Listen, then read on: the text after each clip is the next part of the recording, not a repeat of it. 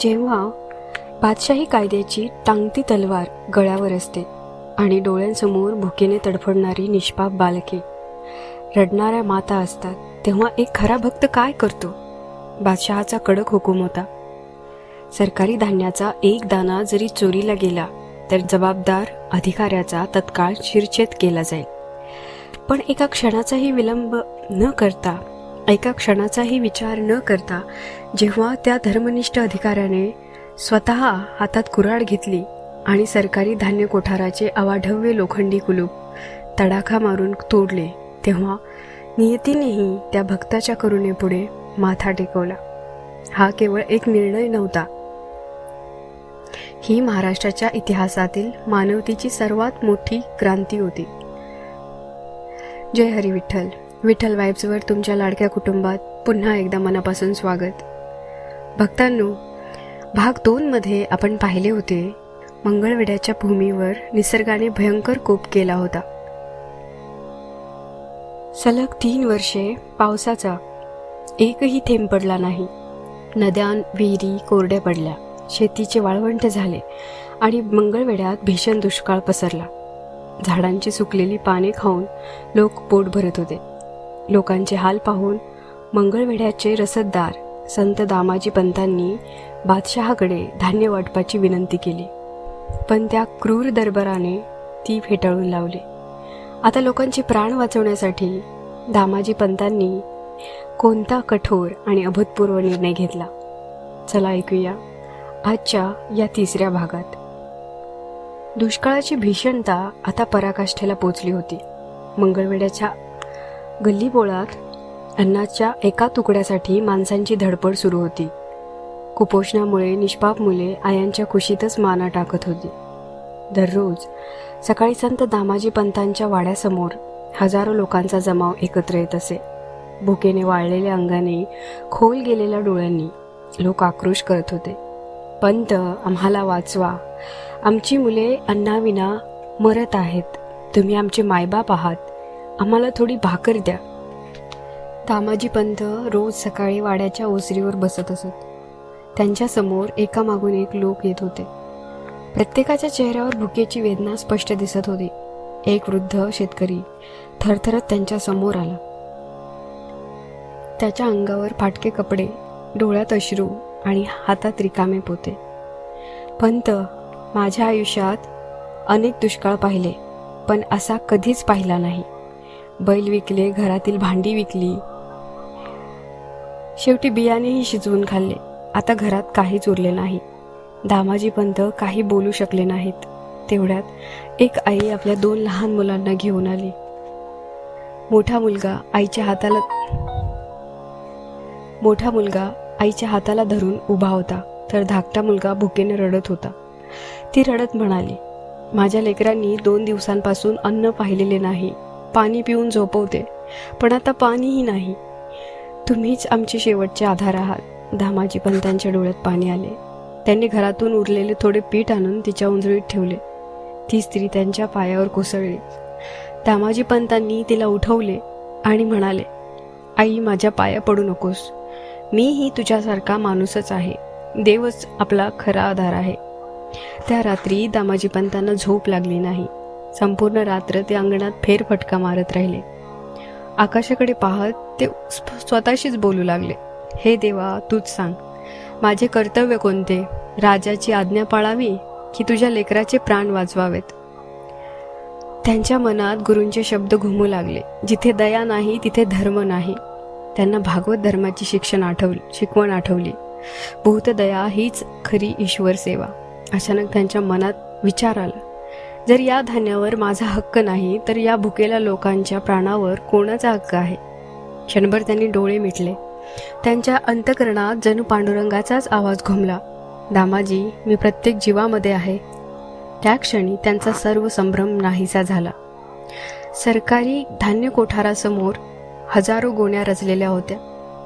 सैनिक पहारा देत उभे होते. लोक दूर उभे राहून त्या धान्याकडे भुकेल्या नजरेने पाहत होते. एका लहान मुलाने आपल्या आईला विचारलं, आई, एवढं धान्य आहे, मग आपल्याला भाकर का मिळत नाही? आई, एवढं धान्य आहे, मग आपल्याला भाकर का मिळत नाही? आईकडे उत्तर नव्हते. ती फक्त मुलाला मिठी मारून रडत राहिली. हे दृश्य पाहून दामाजी पंतांच्या डोळ्यात अश्रू आले. ते मनात म्हणाले, या धान्याचा उपयोग जर माणसाचे प्राण वाचवण्यासाठी होत नसेल तर या साठ्याचा अर्थ तरी काय. धान्य वाटप सुरू झाले. लोकांच्या डोळ्यात आनंदाश्रू होते. एक वृद्ध आजी धान्याची मापभर पिशवी घेऊन म्हणाली, बाळा, आज माझी नात पुन्हा भाकर खाईल. दामाजी पंतांनी तिच्या हातावर प्रेमाने हात ठेवला. आजी, ही माझी नाही, विठ्ठलाची देणगी आहे. दुसरीकडे काही लहान मुले धान्याच्या पोत्यांभोवती आनंदाने नाचत होती. कित्येक दिवसांनी त्यांच्या चेहऱ्यावर हास्य दिसत होते. गावातील स्त्रिया चुली पेटवत होत्या. धुराचा सुगंध हवेत पसरला. भाकर भाजण्याचा वास संपूर्ण मंगळवेढ्यात दरवळू लागला. लोक म्हणू लागले, आज देवाने स्वतः अन्न दिले. रात्र झाली. गावात अनेक महिन्यानंतर समाधानाची शांतता होती. चुली विझल्या होत्या. लहान मुले पोटभर जेवून गाढ झोपली होती. दामाजी पंतांनी आपल्या घरातील कोठारातील स्वतःचे साठवलेले सर्व धान्य, पीठ आणि अन्न गरिबांमध्ये मोफत वाटून टाकले. पण हजारो भुकेल्या तोंडांपुढे एका कुटुंबाचे धान्य काही दिवसातच संपले. आता दामाजी पंतांच्या स्वतःच्या घरातही खाण्यासाठी काही उरले नव्हते. पण वाड्याबाहेर आक्रोश थांबत नव्हता. त्यांच्या वाड्यापासून काही अंतरावर मंगळवेढ्याचे विशाल सरकारी धान्य कोठार उभे होते. त्या कोठारात बिदरच्या बादशहाचे हजारो गोणी धान्य सुरक्षित ठेवले होते. दामाजी पंतांच्या आत्म्याला एक भयंकर धर्मसंकट सतावत होते. एका बाजूला होती सरकारी नोकरीची निष्ठा आणि बादशाही कायद्याचे कडक बंधन, पण दुसऱ्या बाजूला होती विठ्ठल भक्ती आणि मानवता. जर त्यांनी धान्य कोठार उघडले तर बादशाही कायद्यानुसार तो थेट राजद्रोह ठरणार होता आणि राजद्रोहाचा एकच फैसला असायचा, सुळावर चढवणे किंवा शिरछेद. पण जर त्यांनी धान्य वाटले नाही तर त्यांच्या डोळ्यांदेखत हजारो लोक अन्नाविना तडफडून मरणार होते. भक्तांनो, एका बाजूला स्वतःचा मृत्यू आणि दुसऱ्या बाजूला हजारो निष्पाप लोकांचे प्राण. दामाजी पंतांच्या या त्यागाची कथा पुढे ऐकण्यापूर्वी जर दामाजी पंतांचा हा महान मानवता धर्म तुमच्याही मनाला स्पर्श करत असेल तर विठ्ठल वाईब चॅनलला आता सबस्क्राईब करा. व्हिडिओला लाईक करून कमेंटमध्ये जय हरी विठ्ठल नक्की लिहा. तुमचा हा प्रतिसाद आम्हाला संत चरित्राचा हा अमूल्य वारसा घराघरात पोचवण्यासाठी बळ देतो. दामाजी पंत आपल्या देवाऱ्यासमोर गेले.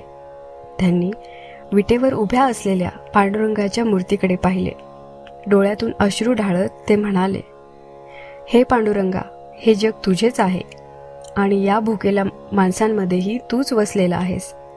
जर तुझ्या लेकरांचे प्राण वाचवण्यासाठी मला बादशहाच्या सुळावर चढावे लागले तर मी ते माझे भाग्य समजेन. त्यांचा निश्चय पक्का झाला. त्यांनी मानवतेचा धर्म हाच विठ्ठल धर्म मांडला. दामाजी पंत तडक सरकारी धान्य कोठाराकडे निघाले. त्यांच्यासोबत काही कर्मचारी होते. दामाजी पंतांनी हुकूम दिला, कोठाराची कुलपे तोडा आणि दरवाजे उघडा. कर्मचारी भीतीपोटी थरथरू लागले. पंत, हा राजद्रोह आहे.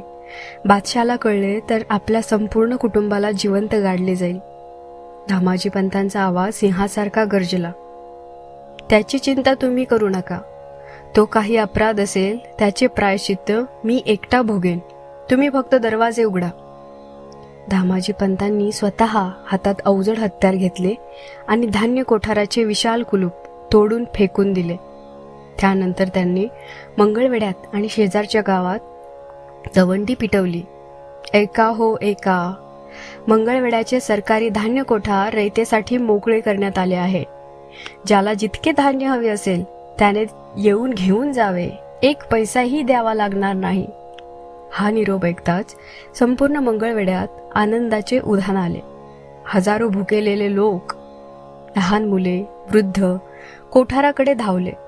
दामाजी पंत स्वतः उभे राहून प्रत्येकाला धान्य मोजून देत होते. कित्येक महिन्यानंतर मंगळवेढ्यातील घराघरात चुली पेटल्या. मुलांच्या सुकलेल्या चेहऱ्यावर हसू परतले. सलग कित्येक दिवस हे धान्य वाटप सुरू राहिले. बिदरच्या बादशहाचे ते अथांग धान्य कोठार पूर्णपणे रिकामे झाले. सरकारी कोठार आता रिकामे पडले होते. हजारो लाखो लोकांची भूक भागली होती.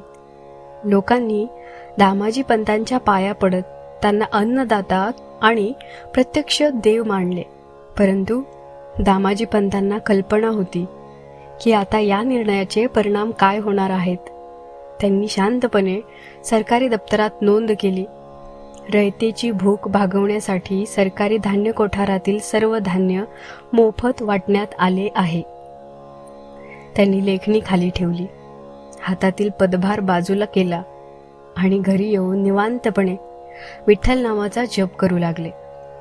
ते मृत्यूची वाट पाहत होते, पण त्यांच्या मनात भीतीचा एक थेंबही नव्हता. पण दुसरीकडे मंगळवेढ्यातील काही दुष्ट आणि जळफळाट करणाऱ्या लोकांनी या घटनेची बातमी बिदरच्या दरबारात पाठवण्याची तयारी सुरू केली होती. मंगळवेढ्यातील चुगलखोरांनी बिदरच्या बादशहाकडे निरोप धाडला. हुजूर, दामाजी पंतांनी सल्तनतशी गद्दारी केली आहे. तुमचे सर्व धान्य कोठार मोफत वाटून रिकामे केले आहे. ही बातमी ऐकताच बिदरचा बादशहा संतापाने थरथरू लागला. त्याने दरबारात गर्जना केली, जा, त्या दामाजीला लोखंडी साखळदंडांनी बांधा, बेड्या ठोकून ओढत माझ्या दरबारात आणा. मग काय घडले? जेव्हा बादशहाचे सैनिक मंगळवेढ्यात आले, दामाजी पंतांना कशी अटक करण्यात आली, हे सर्व आपण पाहणार आहोत पुढच्या भागात.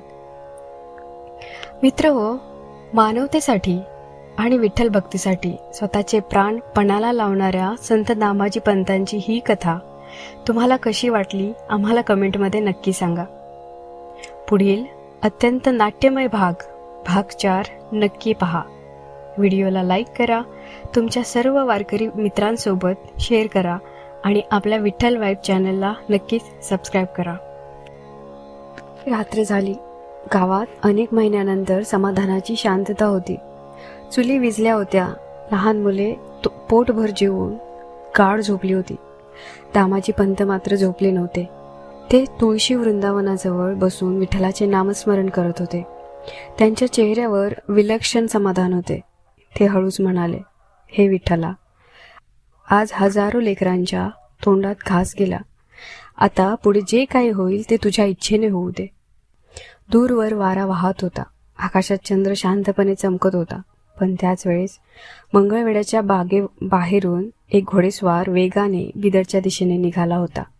त्याच्या हातात दामाजी पंतांविरुद्धची गुप्त तक्रार होती. झाले.